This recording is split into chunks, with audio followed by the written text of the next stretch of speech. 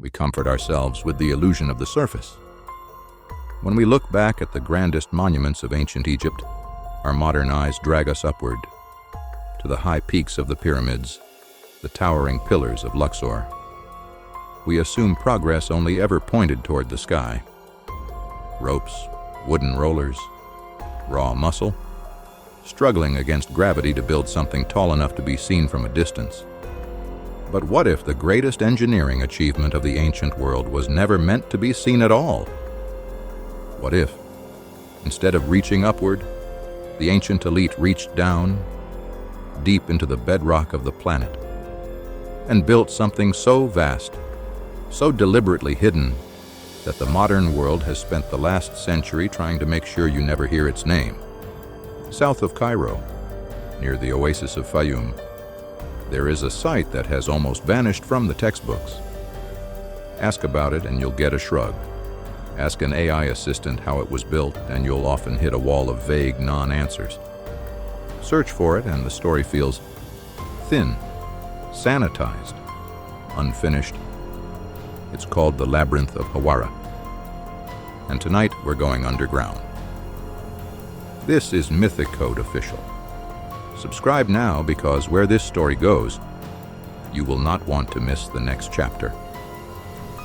Let's start with what we actually know. The Labyrinth of Hawara sits beside the pyramid of Pharaoh Amenemhat III, a ruler of Egypt's 12th dynasty, roughly 1800 BCE. The structure was so enormous, so architecturally overwhelming, that ancient visitors couldn't stop writing about it.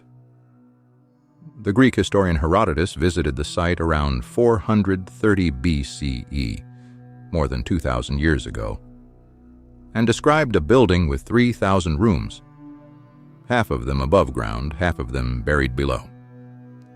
He claimed the complex was so vast and so confusing that its scale surpassed the pyramids of Giza themselves. Another Greek writer, Strabo, visited centuries later and described endless courts, covered passages and winding corridors that made it almost impossible for a stranger to find their way out without a guide. Today, if you visit the site, you'll find something very different: a flooded depression in the sand, a scatter of broken limestone, foundation trenches, and groundwater sitting exactly where the deepest chambers should be. The version standing today gives almost no hint of the wonder ancient writers described. So, did Herodotus exaggerate a modest funerary temple into a myth? Or did something happen to Hawara between the ancient world and ours? That question is where every theory about this site begins. Here's the detail that keeps this story alive among researchers who refuse to accept the easy answer. Ancient descriptions of Hawara consistently separate the structure into two very different tiers. The upper level, built from limestone and mud brick, is the part modern archaeology has partially confirmed.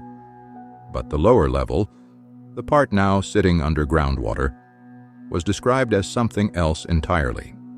Chambers and roofing slabs cut from dense crystalline granite, quarried hundreds of kilometers away and dragged to the site. Granite is not a friendly material.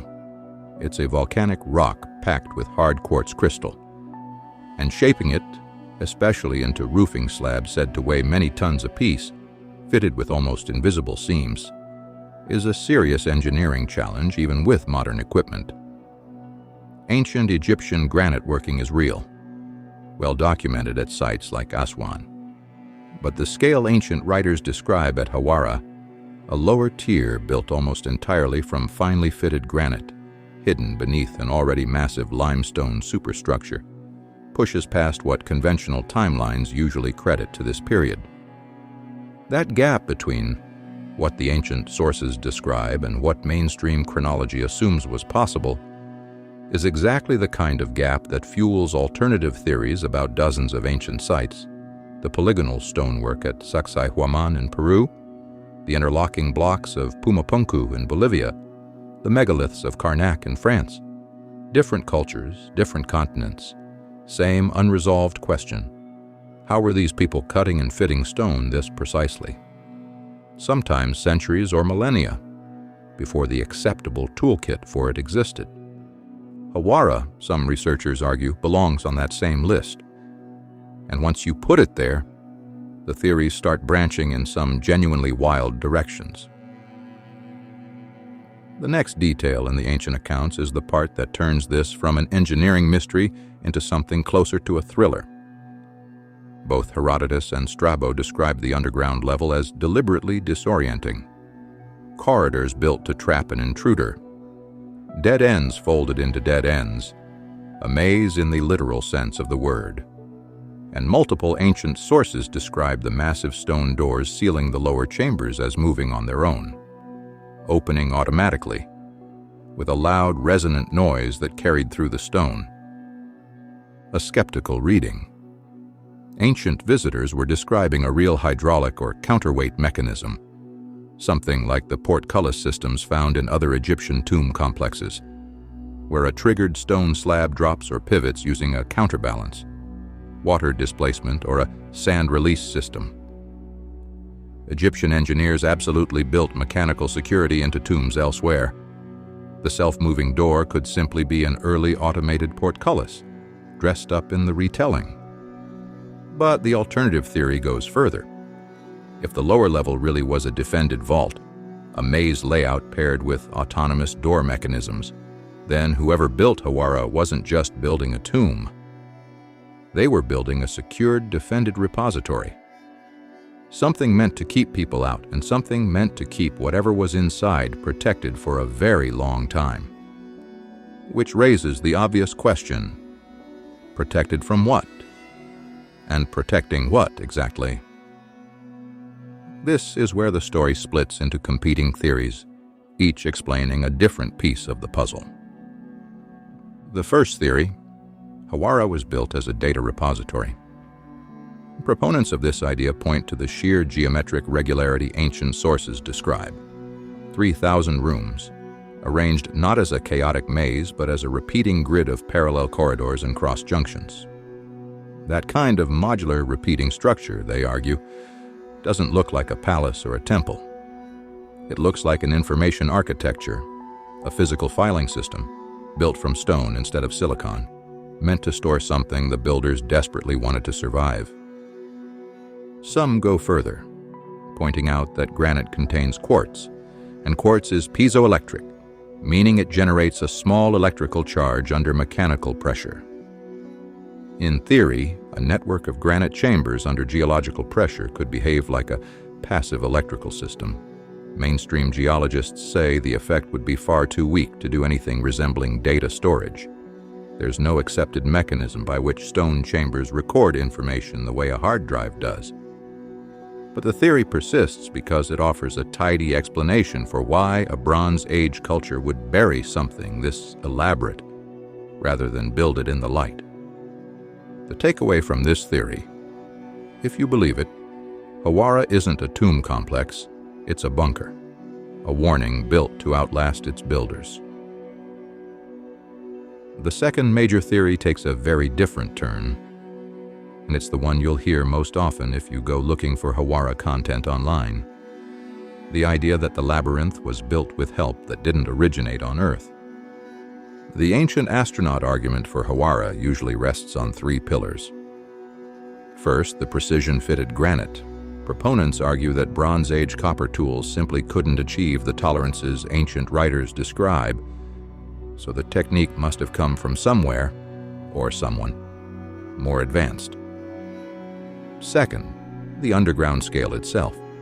3,000 rooms is an enormous investment of labor for a culture that, as far as the conventional record shows, had no obvious practical need for a structure that size. And third, the secrecy. A maze designed specifically to keep people out reads to believers in this theory like a structure meant to guard something non-human in origin. Technology, records, or visitors that the ruling elite wanted contained and controlled. In this version of the story, Hawara isn't a tomb at all.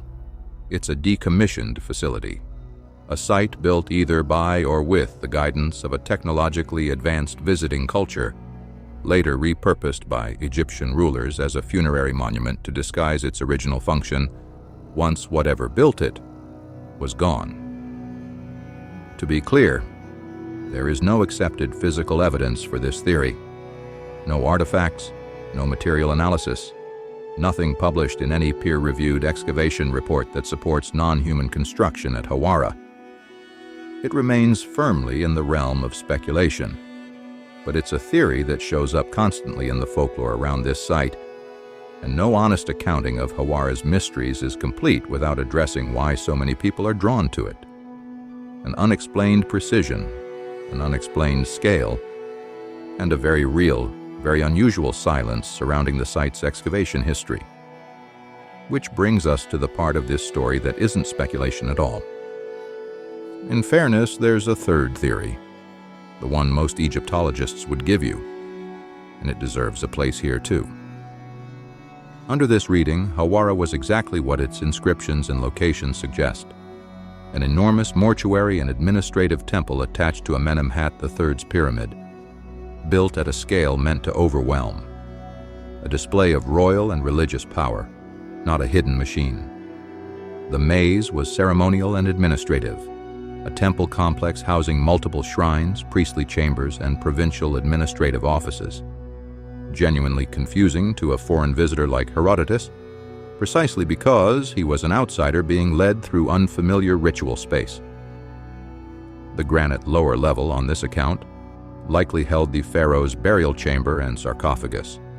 Granite was used elsewhere in Egyptian tombs specifically because of its strength and symbolic permanence, not because it was hiding a secret machine. And the automatic doors may reflect nothing stranger than a portcullis and counterweight security system, the kind of thing tomb builders used elsewhere to deter robbers. Under this explanation, the site degraded for ordinary reasons: millennia of stone robbing and shifting groundwater from Fayum irrigation, which today keeps the lowest levels permanently submerged. It's the least exciting theory. It's also the one with the most institutional support. But here's the part of this story that isn't folklore. It's documented, and it's the reason this mystery refuses to die. In 2008, an international team known as the Mataha Expedition ran a geophysical survey across the Hawara site using ground-penetrating radar. Their preliminary results suggested large underground cavities and thick walls consistent with the ancient descriptions, evidence that a substantial subterranean structure really does exist beneath the flooded ground. And then, the story goes quiet. The team's request to continue with further excavation stalled, and no comprehensive follow-up has been widely publicized since. To skeptics, this is unremarkable. Excavation permits near a protected, waterlogged site are notoriously hard to get anywhere for reasons that have nothing to do with cover-ups: cost, safety, and competing claims on limited budgets. To believers, the silence itself is the evidence. A controversial survey quietly disappearing from public view is exactly what you'd expect if someone decided this was a door better left closed. Which of those you find more convincing probably says more about how you weigh institutional caution against institutional secrecy than it does about Hawara itself. But the underlying fact isn't in dispute. Whatever is down there is still down there, unexcavated, sitting under groundwater, waiting. Here's the thought I want to leave you with. Whether Hawara turns out to be a data vault, a decommissioned alien facility, or simply the largest, strangest funerary temple ever built by human hands, the underlying question is the same one that haunts every impossible ancient site on Earth. How much of our own history have we already decided we understand, simply because digging further is inconvenient, expensive, or politically difficult? We build our own civilization today on the assumption that our knowledge is permanent, stored on servers, backed up in the cloud, always retrievable. But stone outlasts silicon, copper outlasts code. If the builders of Hawara wanted a message to survive them by 4,000 years, granite was the only medium that could actually do it. The labyrinth is still down there, flooded, sealed, and, for now, silent. The Labyrinth of Hawara is situated directly adjacent to the pyramid of Amenemhat III in Hawara, within the Fayoum Oasis region, roughly 90 kilometers or 55 miles south of Cairo, Egypt. For tracking instruments, digital mapping software, and global positioning transits, the exact coordinates are 29 degrees, 16 minutes, 27 seconds north, and 30 degrees, 53 minutes, 56 seconds east. To explore the surface ruins of this monumental structural anomaly, entry permits are regulated by the Ministry of Tourism and Antiquities. The standard admission ticket price for international adult travelers is fixed at 60 Egyptian pounds, which translates to roughly $2, while international student passes are scaled to 30 Egyptian pounds. Complete single-day regional expeditions departing directly from Cairo or Giza, which package your site entry tickets together with private air-conditioned vehicular transport across the desert, admission to the nearby Meidum Pyramid, and a professional archaeological guide, range between $50 and $95 per individual configuration. Private customized tactical transfers scale from $135 to $175. The optimal seasonal window to examine the visible stone trenches runs through the dry winter months from November to February, when the desert heat is at its minimum and atmospheric dust distortion is lowest. The archive is open. The stones are waiting. Subscribe to Mythic Code Official. Decode the world or be buried beneath its sands.